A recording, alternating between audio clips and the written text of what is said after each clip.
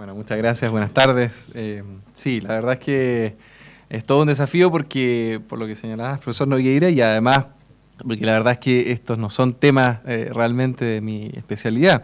Sin embargo, dada la necesidad en la que nos encontramos en este momento, quería proponer, digamos, algunos pequeños comentarios y quizá también aportes adicionales o paralelos, digamos, al planteamiento del profesor Aldunate, que ha sido muy provocador, realmente muy provocador. Tenía dos líneas de argumentación. Por un lado tenía algunas cosas que traía antes de la presentación del profesor Aldunate, algunas inspiradas en la lectura del trabajo en el Anuario de Derecho Público y otras inspiradas en otras aportaciones. Eso quiero aprovecharlo de todas maneras, a pesar de que quizás no necesariamente guarda estricta relación con lo que se ha planteado por el profesor Aldunate en este momento, pero de todas maneras me parece que puede ser interesante hacerlo dialogar con lo que ha señalado él. Y luego algunas breves ideas, digamos, para hacer un somero contrapunto a los planteamientos que provocadoramente nos plantea el profesor Aldunate recientemente. Lo primero, entonces, algunos argumentos a mi juicio importantes o más serios, digamos, para el reconocimiento constitucional de derechos económicos, sociales y culturales. Hay varias líneas de argumentación, ¿cierto? Pero a mí por lo menos hay dos que me han parecido bastante interesantes teóricamente y además con un buen reconocimiento jurisprudencial y normativo. Por lo tanto, han recibido un respaldo a nivel jurisprudencial y normativo. Lo primero es decir que, por un lado, la justificación, buena parte de la justificación tradicional de los derechos civiles y políticos de la primera generación, podríamos decirlo en los términos de generaciones de derechos, ¿cierto?, es la autonomía individual, ¿cierto? En el fondo, el reconocimiento de las libertades, las igualdades, el autogobierno a través del sufragio se relaciona fuertemente con la autonomía.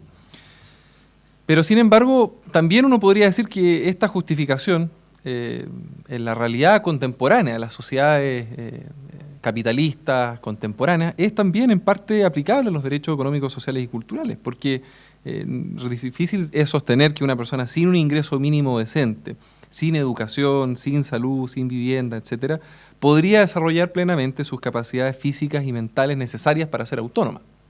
O sea, la autonomía también supone un piso mínimo de condiciones materiales, no solo la autonomía física, sino que también incluso la autonomía mental. Planteado en términos de pregunta, digamos, un poco provocadora también, ¿cierto? ¿Cómo se podría decidir autónomamente sobre la concepción de la vida buena o adoptar planes de largo plazo, la planificación de largo plazo del individuo, o tener un pleno control sobre nuestras vidas si estamos hambrientos, con frío, enfermos o analfabetos, ¿cierto?, por llevarlo al caso extremo, ¿cierto?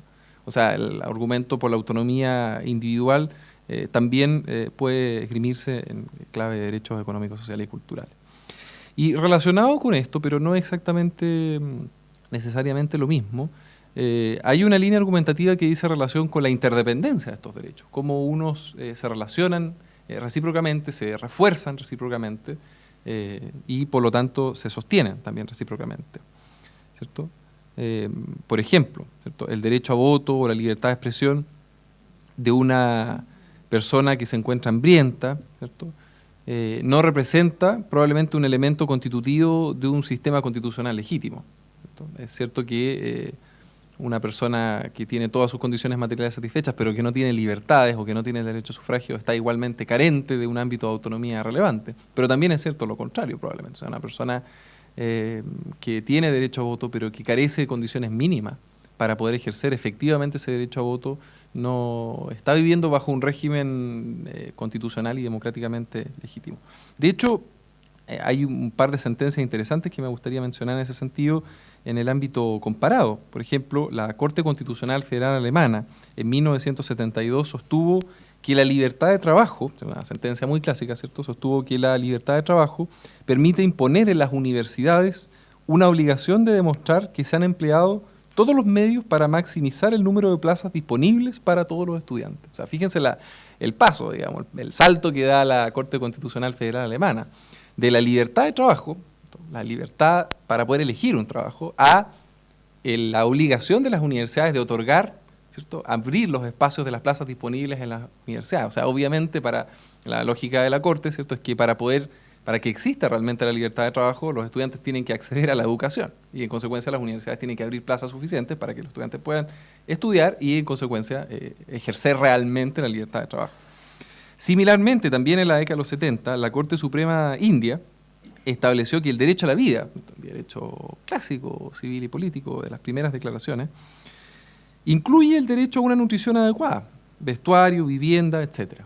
Bueno, eso no es nada novedoso, ¿cierto? Lo ha construido en parte también la jurisprudencia local, ¿cierto?, sobre todo vía protección, frente al desamparo de los derechos económicos sociales en sede de protección, ¿cierto?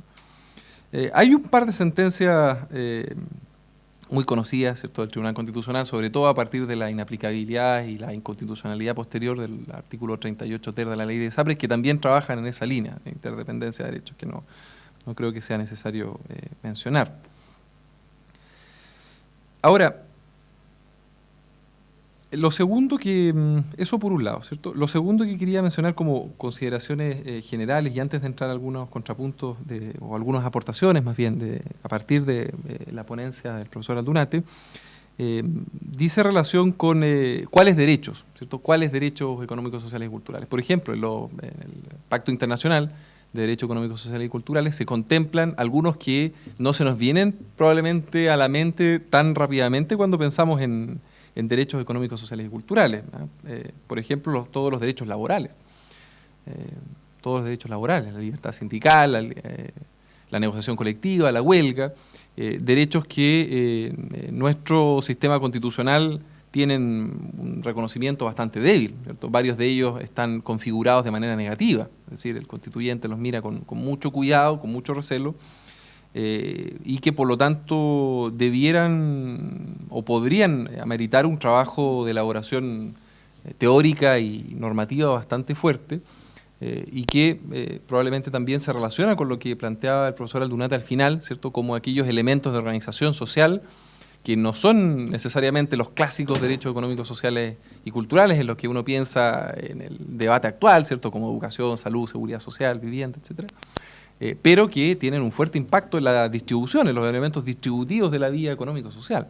Es decir, en la medida probablemente en que existan sindicatos fuertes, con capacidad negociadora, un derecho de huelga sin reemplazo a los trabajadores, eso pudiera, desde cierta argumentación, impactar evidentemente en la distribución, quizá aún más que el reconocimiento de derecho a la educación, o a la salud, o a un salario mínimo. ¿Cierto? Y son derechos que están en el Protocolo de San Salvador de 1988 y en el Pacto Internacional de Derechos Económicos, Sociales y Culturales. Ahora, como tercer elemento general, y es algo que dialoga también un poco, yo creo, con lo que planteaba el profesor Aldunate, no necesariamente el reconocimiento de derechos económicos, sociales y culturales va a tener aparejadas los mismos estándares de obligatoriedad, ¿cierto? Y eso es algo que está reconocido en el sistema internacional, ¿cierto? De hecho, el mismo Protocolo de San Salvador, ¿cierto?, de 1988, que sabemos es el instrumento complementario de la Convención Americana de Derechos Humanos, ¿cierto?, en materia de derechos económicos, sociales y culturales, reconoce que en materia de derechos económicos, sociales y culturales, la obligación de los Estados se limita a presentar informes periódicos sobre la situación de los derechos ante la Comisión Interamericana de Derechos Humanos. Esa es la obligación de los Estados en materia de DESC, ¿ya?, desde el punto de vista del protocolo. Y la presentación de comunicaciones individuales, ¿cierto?, está limitada a los casos en que se aleguen violaciones a los derechos a la educación y a la libertad sindical de los artículos 8 y 13 del protocolo. Obviamente las comunicaciones individuales, ¿cierto?, dan origen o pueden dar origen a litigios posteriores en la Corte, dan origen a una controversia. En cambio, obviamente los informes periódicos son eso, ¿cierto?, informes, simplemente sobre el cumplimiento por parte de los Estados. Hay protocolos para elaborar los informes, etcétera, pero son informes. Eso en primer término.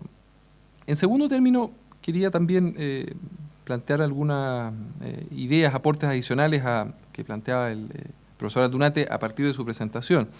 Lo primero que me llama mucho la atención dice relación con la definición, quién define institucionalmente, ¿cierto?, los estándares, el contenido de los derechos.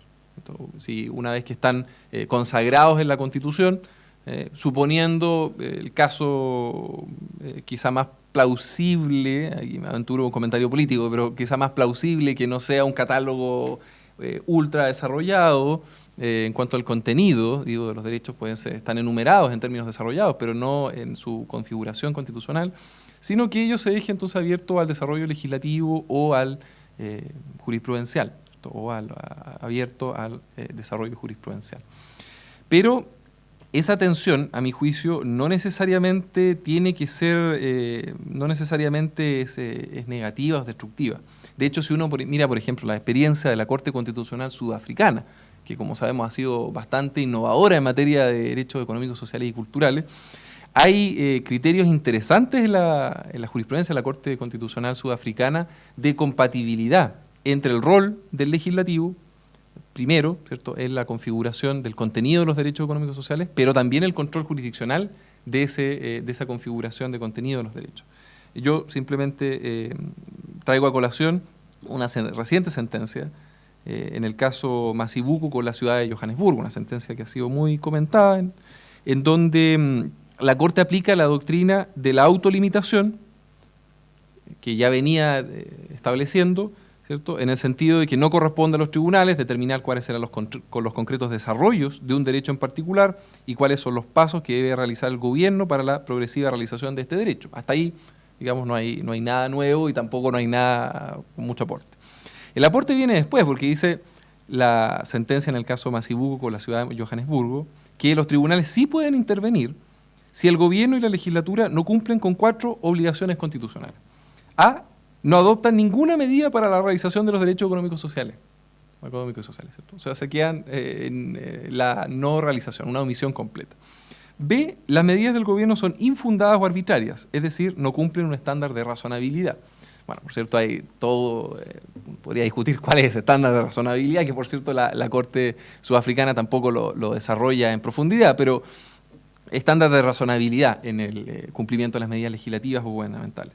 C, si el gobierno adopta una política que contiene limitaciones o exclusiones injustificadas de los beneficios de la política.